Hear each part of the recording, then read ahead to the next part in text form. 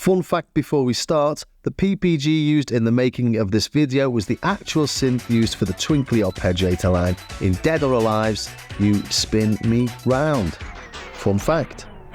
This is just a short excerpt from my full review and demo of the third wave that's coming in a couple of weeks. I'm currently putting it together and thought I didn't want this little gem to get lost in that deep dive, because in this I take the third wave to Nan's House studio in Liverpool, and in Nan's house they've got an original PPG 2.2, so I thought it was well worth going there and putting them both together and seeing what they sound like side by side. The third wave obviously has roots in the PPG. It's got the PPG wavetables, a PPG style envelope, it's even dressed in the PPG colours. But it's by no means just a straight up PPG clone, it does so much more, and I'll go into all of that in my next demo. But as it's obviously a nod to the PPG, even the name the third wave is a nod to the PPG wave, does it sound anything like it? Here I am just outside Liverpool city centre at the Invisible Wind Factory. It's down not the most attractive looking of back streets, but in here my mate's got a studio. It's called Nan's House. It's a really nice place. It's got a really nice atmosphere to it. But what's important here is that he's got an original PPG 2.2. So let's see what they sound like together. And here it is, all up and running. We've got all the various parameters on show using these buttons here. If we click analog, these knobs here are represented by the values on the screen here. So 0, 36, 0, 32 are the positions of these in the memory. That's the filter envelope, and this is the amp envelope. And there we've got the amp envelope down there.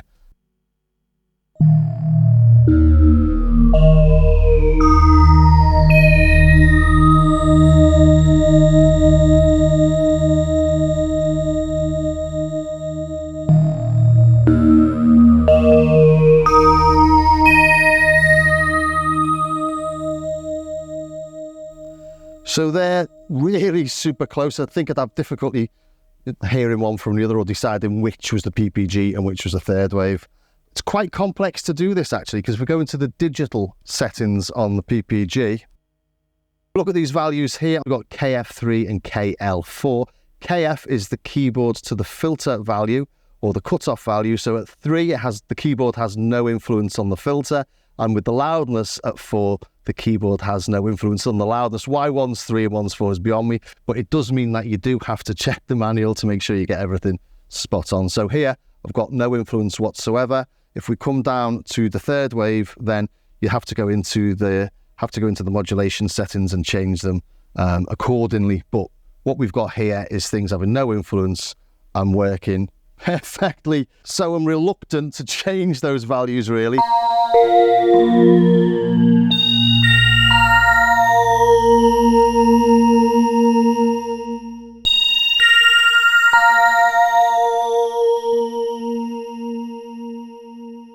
Because now I've got them so close, I don't want to ruin things. Listen to the alias in there. Wow. That's crazy, that.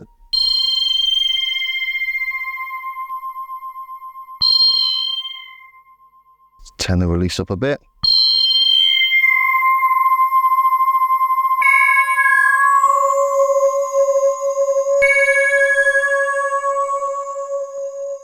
They're as close as you're going to get to synths.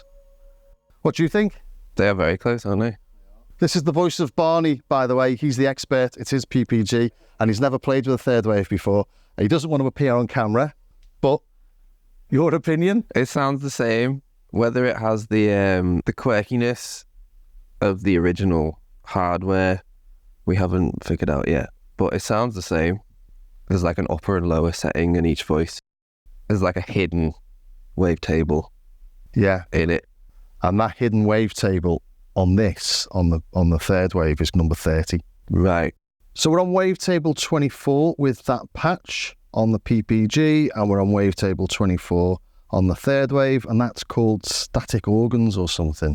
But we'll just modulate all the way through that wavetable just to hear if they sound in any way different.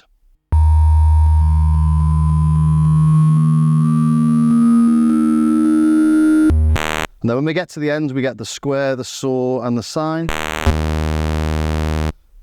Try that over here.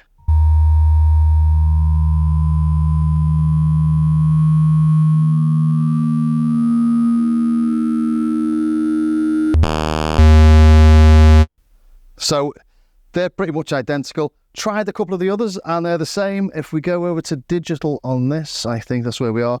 Use a wave. Let's put this to 1. And this is what Barney describes as the second half of the wavetable. On the third wave, it's wavetable 30. And the third wave can modulate up into this if you've got the settings correct, which are use upper wavetable on. Oh, this is going to be a nightmare to edit together. So I'm modulating through the upper wavetable.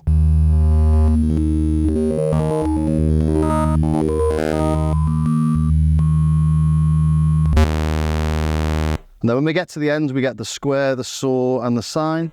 Try that over here.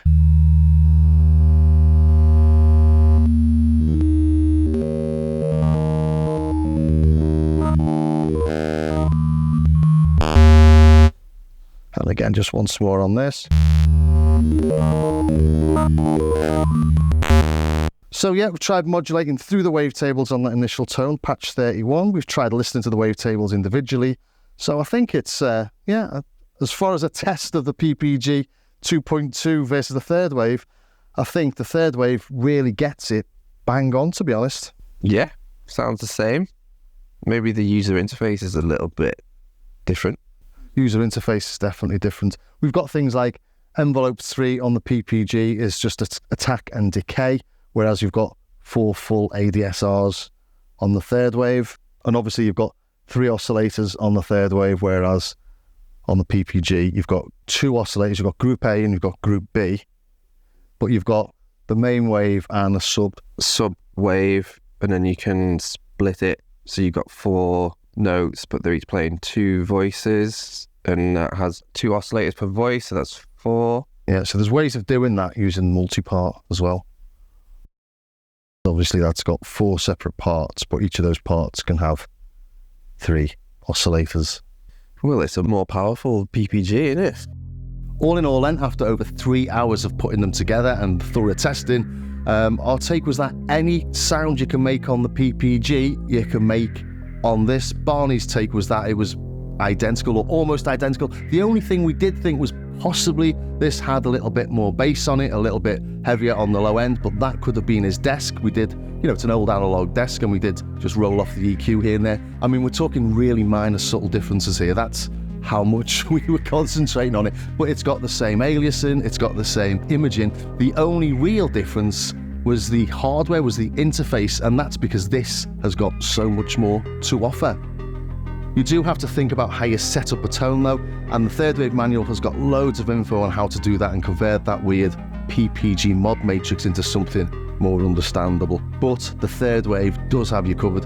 We've got things like a reverse mode for the key to wave parameter, for example, and you can do everything else you need in the mod matrix, everything else and more. Things like using group A and group B on the PPG, where you're basically like a multi-part, so you reduce it to full node polyphony. You can do that on this by using part 1 and part 2, and each of those parts only uses 2 oscillators, and those 2 oscillators use the same wavetable and the upper wavetable. So basically you've just got to restrict yourself in how you use this. But if you had PPG, or if you've got one that's dying, or you've got one that you don't want to take on the road, and you've got some favourite tones in it, you'll definitely get them out of this. Barney thinks so, and he's got one.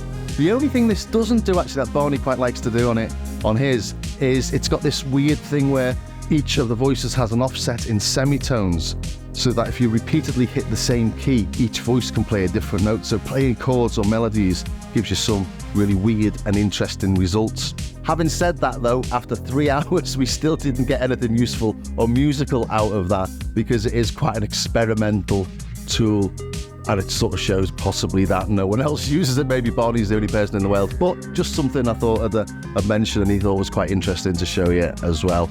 So I think that's all we've got to say on this. I hope you enjoyed that.